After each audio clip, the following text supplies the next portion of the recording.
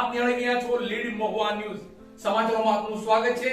હવે સમાચારો નિહાળીશું વિસ્તારપૂર્વક.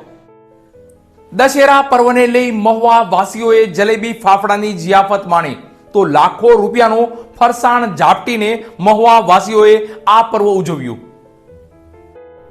મહુવા વાસીઓ જલેબી ફાફડા સહિતની મીઠાઈઓ આરોગી દશેરા પર્વની મીઠાશ ભરી ઉજવણી કરશે.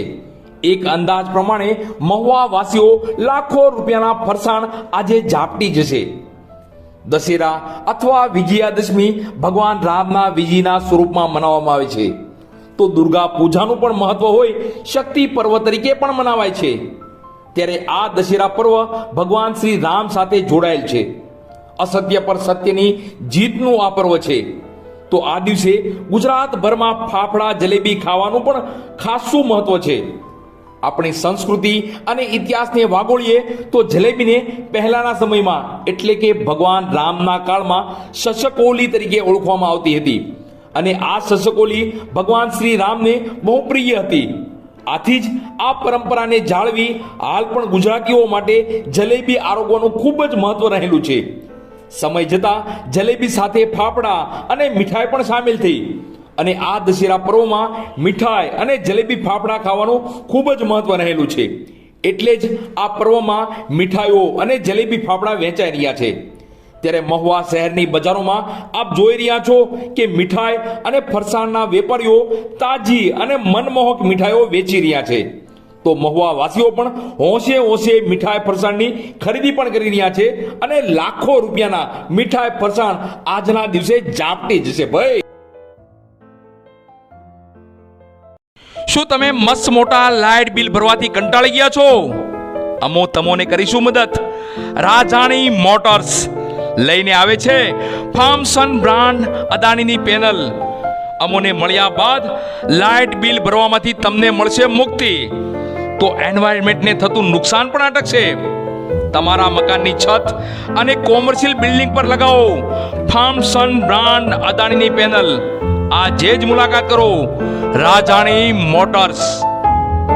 1 કિલો વોટ થી 10 કિલો વોટ જે ઘર વપરાશ માટે, તો 5 કિલો વોટ થી 1 મેગા વોટ સુધી કોમર્શિયલ ઉપયોગ માટે તમામ રૂફટોપ સિસ્ટમ હાજર સ્ટોકમાં જ મળશે.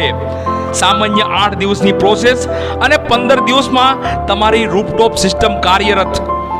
દસ્તાવેજ આધાર કાર્ડ, પાન કાર્ડ, છેલ્લું light bill, cancel cheque, passport સાઇઝના ફોટા, બસ આ સામાન્ય ડોક્યુમેન્ટથી તમારી પ્રોસેસ પૂર્ણ થશે. લાઇટ બિલ ભરવામાંથી મુક્તિ તો ખરી જ, પણ સાથોસાથ ભારત સરકાર તરફથી 40% જેવી સબસિડી તમને મળશે. 80 થી 100% લાઇટ બિલ ભરવામાંથી મુક્તિ મળશે. તો આજે જ અમારો સંપર્ક કરો રાજાણી મોટર્સ, જૂના બસ સ્ટેશન પાછળ LIC ઓફિસની સામેના ખાંચામાં. હસનૈનભાઈ રાજાણી. મોબાઈલ નંબર પણ નોંધી લેશો 722 780 7262. નામ બરાબર યાદ રાખશો, રાજાણી મોટર્સ.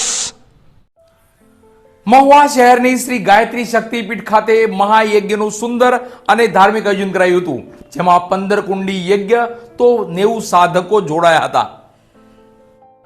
આજ રોજ મહુવા શહેરની ગાયત્રી શક્તિપીઠ ખાતે મહાયજ્ઞનું સુંદર અને ધાર્મિક આયોજન કરાયું હતું. ધાર્મિક ધરા પર ધર્મને અનુસરી ધાર્મિક કાર્યક્રમો થતા જ રહે છે અને ધર્મને લઈને જ સૌરાષ્ટ્ર પંથક હંમેશા ઓળખાય છે. ત્યારે આજ રોજ મહુવા શહેરના છેવાડા વિસ્તારમાં આવેલ ગાયત્રી શક્તિપીઠ, જેને મહુવાવાસીઓ ગાયત્રી મંદિર તરીકે ઓળખે છે, ત્યાં ગાયત્રી માતાજીના સાનિધ્યમાં યજ્ઞશાળા ખાતે મહાયજ્ઞનું સુંદર અને ધાર્મિક આયોજન કરાયું હતું. આ મહાયજ્ઞમાં જે સાધકોએ 9 દિવસ અનુષ્ઠાન કરેલું હોય તેવા સાધકોને યજ્ઞમાં બેસવાનો લાભ મળે છે. આ મહાયજ્ઞ 15 કુંડીનો હતો અને 90 સાધકો તેમાં જોડાયા હતા. અને આ અનુષ્ઠાનની વાત કરીએ તો ગાયત્રી મંત્ર લેખનની બુક એટલે કે 2400 મંત્ર લેખન અથવા તો 27 માળા રોજે અને બહેનો માટે 12 ચાલીસા દરરોજ અને નવરાત્રી દરમિયાન જે સાધકોએ આ અનુષ્ઠાન કરેલ હોય તેને મહાયજ્ઞનો લાભ મળે છે. અને આસો નવરાત્રી અને ચૈત્રી નવરાત્રીમાં આ મહાયજ્ઞ યોજાય છે. ગાયત્રી માતાજીના સાનિધ્યમાં સુંદર અને ધાર્મિક આયોજન થતા ભક્તો અને મહુવા વાસીઓ મોટી સંખ્યામાં જોડાયા હતા. તો આ મહાયજ્ઞ સવારે 8 કલાકે શરૂ થયો હતો, તો યજ્ઞની પૂર્ણાહુતિ 11:30 કલાકે થઈ હતી. તો મહાયજ્ઞ બાદ પ્રસાદી રૂપી ભોજનની પણ સુંદર વ્યવસ્થા ગોઠવાઈ હતી.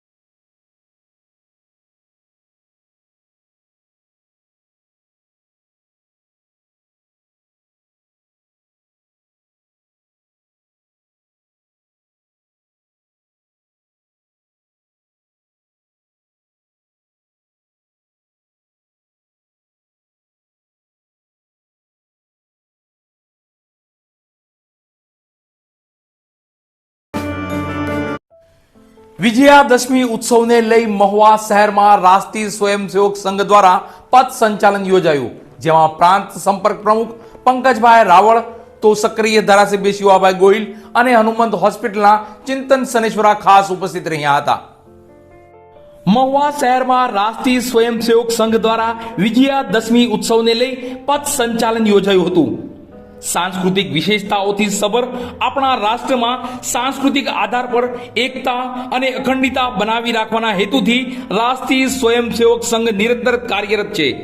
આ કાર્યમાં બળ, ઉત્સાહ અને સમગ્ર સમાજને સક્રિય સહયોગ મળે તે માટે વિજયાદશમી ઉત્સવનું ભાવભર્યું આયોજન કરાયું હતું. તો આ કાર્યક્રમ અંતર્ગત પથ સંચાલન યોજાયું હતું, જે મહુવા શહેરના રાજમાર્ગો પર ચાલ્યું હતું. અને ખાસ આ કાર્યક્રમમાં પ્રાંત સંપર્ક પ્રમુખ પંકજભાઈ રાવળ, સક્રિય ધારાસભ્ય શિવાભાઈ ગોહિલ, તો હનુમંત હોસ્પિટલના ડોક્ટર ચિંતન સનેશ્વરા અને મહુવા શહેર તેમજ તાલુકા ભરના રાષ્ટ્રીય સ્વયંસેવકો સંઘના હોદ્દેદારો તથા યુવાનો મોટી સંખ્યામાં જોડાયા હતા.